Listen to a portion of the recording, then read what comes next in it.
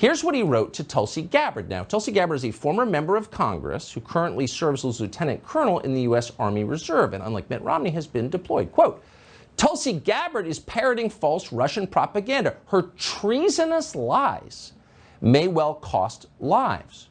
Treasonous lies have cost lives, potentially. So you're betraying your country and committing murder. So what exactly did Tulsi Gabbard do?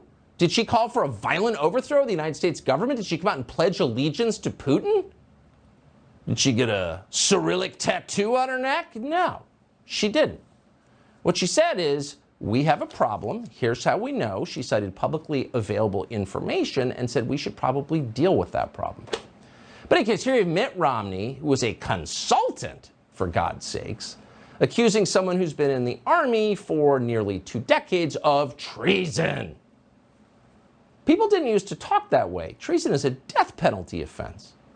It's absurd on its face.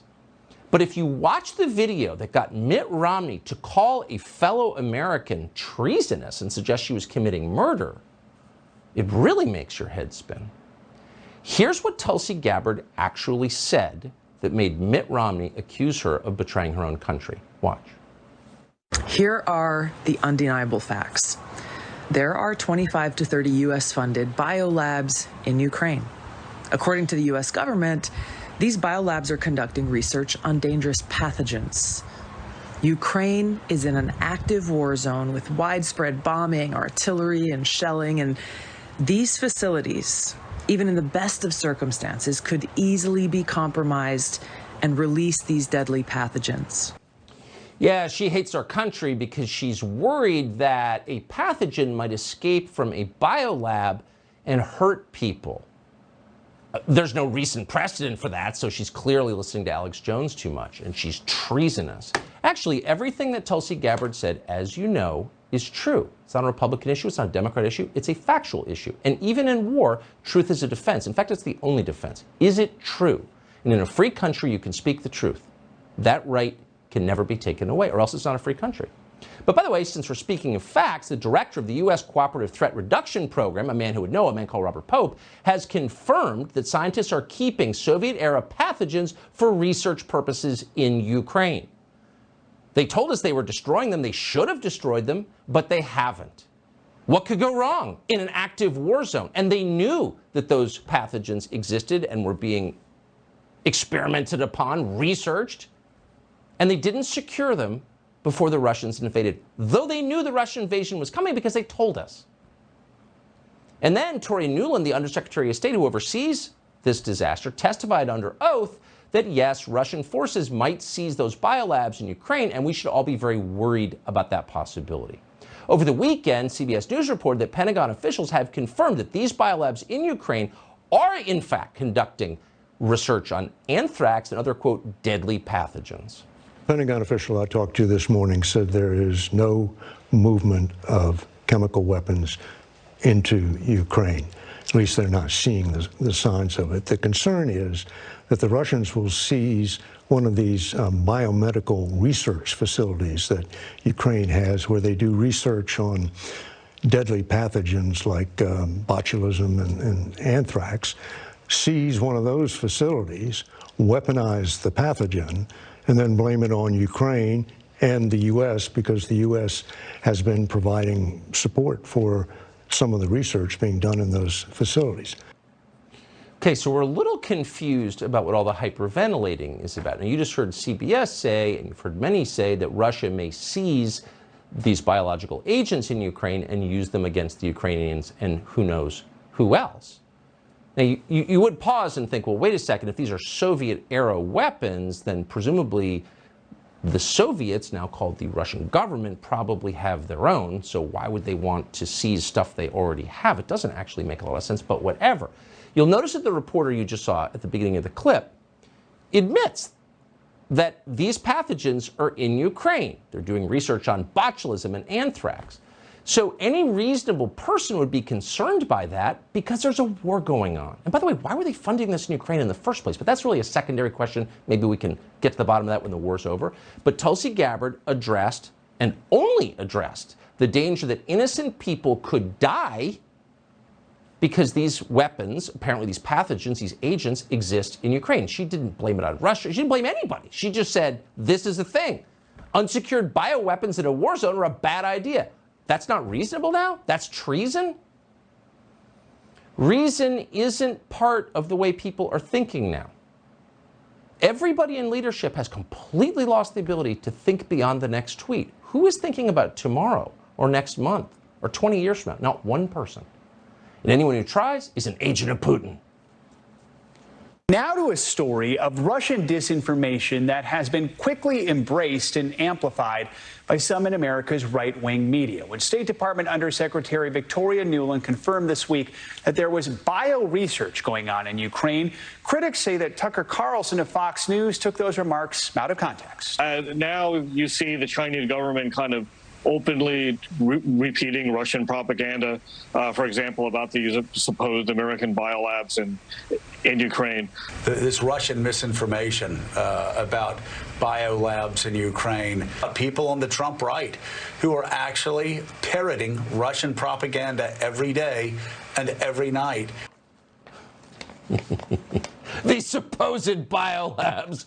Well, the U.S. government says they have biolabs and told us under oath that they're worried about the contents of these biolabs, which they failed to secure, might get into the wrong hands. But it's right-wing Putinite propaganda.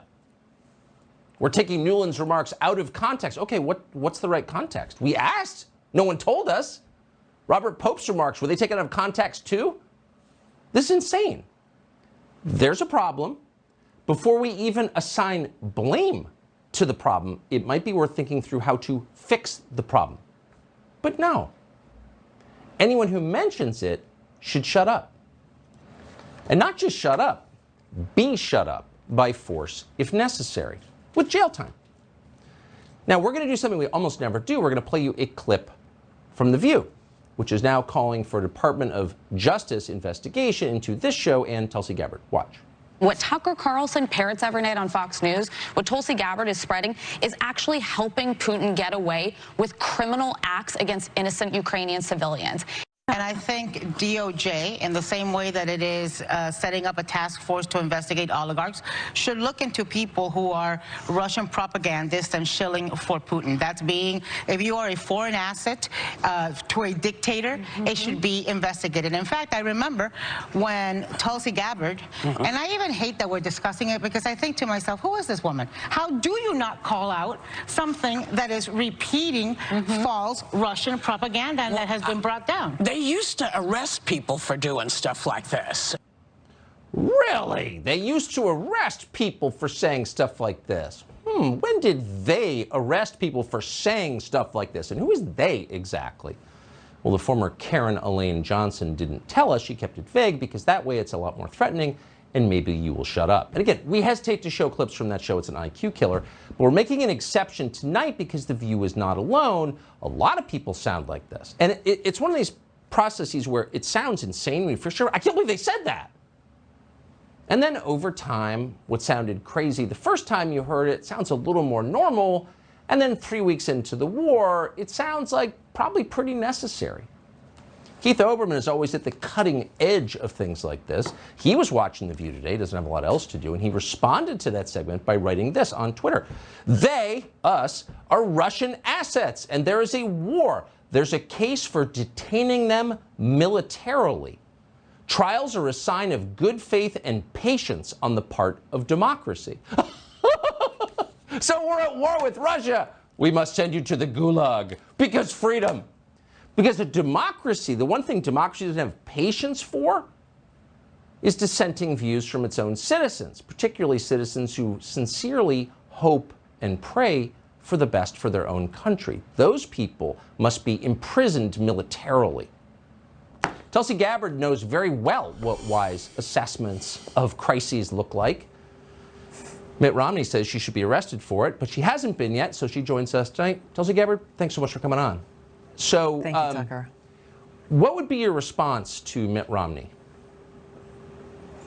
Well, first of all, I think it's important to point out here that this is not a matter of disagreement or holding a dissenting view. This is about facts. and this is about the truth. So while Senator Romney and all these different talking heads in the mainstream media are regurgitating Hillary Clinton's slanderous talking points, the facts remain. Number one is they're accusing me of saying that somehow there are bioweapons labs in Ukraine. I've said no such thing at any point. I have said that there are biolabs in Ukraine that have received U.S. support that contain dangerous pathogens, that if those labs are breached, then we in the world are facing a potential future of pandemics, that this is a dangerous crisis that needs to be addressed immediately. These pathogens need to be destroyed. The second thing they're saying is they deny, even though there is a plethora of evidence that exists, they deny that these biolabs are even there, which is shocking to me. That we've heard over and over. You played so many clips from people in the mainstream media saying these biolabs, these supposed biolabs, as though there's some fantasy, when over and over and over again, officials from our own government, Department of State, Department of Defense, and so on, are saying these biolabs in Ukraine have dangerous pathogens, and we're very concerned that they may be breached. That's the concern that I've continued to raise, because it is not left or right, Democrat or Republican. This is a serious safety and health and life concern for the American people and people around the world. And so the media is lying. They're not only lying about this. You saw headlines a couple of days ago, Tulsi Gabbard paid off by Russian agent. What the media is lying about is the fact that an American citizen gave my campaign a $59 contribution, coming from a woman I've never met, never talked to, don't know anything about. But somehow they feel justified in saying Tulsi Gabbard is being paid off. The danger in the media lying so blatantly to the American people, these so-called journalists who have a responsibility to the public, it poses a very direct threat to our democratic republic, because they continue to get away with it. They continue to parrot and propagate these lies, and they need to be held accountable. They need to be exposed.